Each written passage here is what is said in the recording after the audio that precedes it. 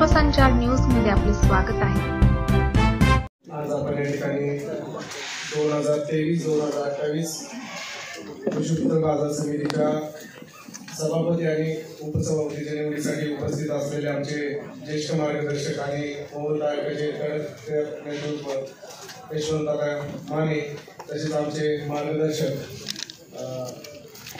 आप्पासाहेबजी दत्ताळे, नंतर आमचे ज्येष्ठ मार्गदर्शक बर्ने मामा या ठिकाणी उपस्थित असलेले आमचे सर्व संचालक मंडळ।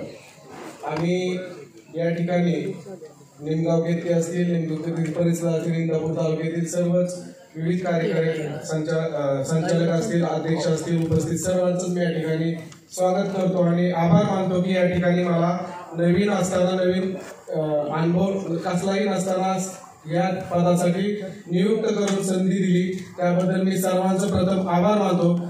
यापुढे गेल्या 2023 आणि 2024 साठी सभापतीपदी निवड झालेले आमचे मार्गदर्शक माने असतील, माने साहेब, त्यांनी एवढं व्यवस्थित काम केलं आणि त्यांच्या वयाचा विचार करता त्यांच्याकडून आम्हाला काहीतरी प्रेरणा घेण्याची संधी ह्या 1 वर्षात आम्हाला लाभली। कारण अण्णांचं काम आम्ही जवळून पाहिले। अण्णा सकाळी 8 ते 12-1 पर्यंत तिथे थांबायचे आणि तिन्ही ठिकाणी काम करून घ्यायचे। कसं पद्धतीने काम करायचं हे मार्गदर्शन डोळ्यासमोर ठेवून आणि पुढील काळात आम्ही या त्यांच्या प्रेरणेतून पुढील काम नक्कीच व्यवस्थित आणि मागच्या पंचवार्षिक मध्ये जे आपले आप्पासाहेब असतील त्यांच्या मार्गदर्शनाखाली जी या तिन्ही म्हणजे इंदापूर तालुका असेल आणि त्यांच्या उपबाजार समितीचे असेल, या ठिकाणी विविध प्रकारे त्यांची प्रगती करण्याचं काम या ठिकाणी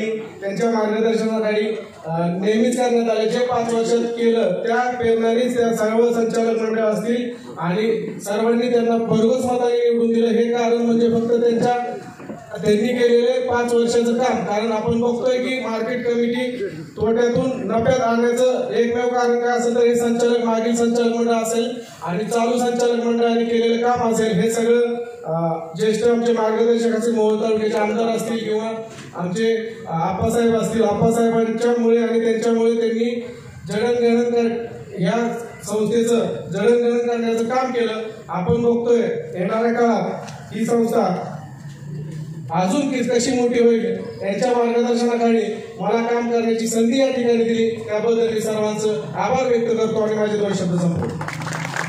राज्यातील महत्त्वाच्या आणि आपल्या भागातील ताज्या बातम्या पाहण्यासाठी आजच आमच्या विश्वसंचार न्यूज YouTube चॅनलला सबस्क्राईब करा व बेल आयकॉन प्रेस करा।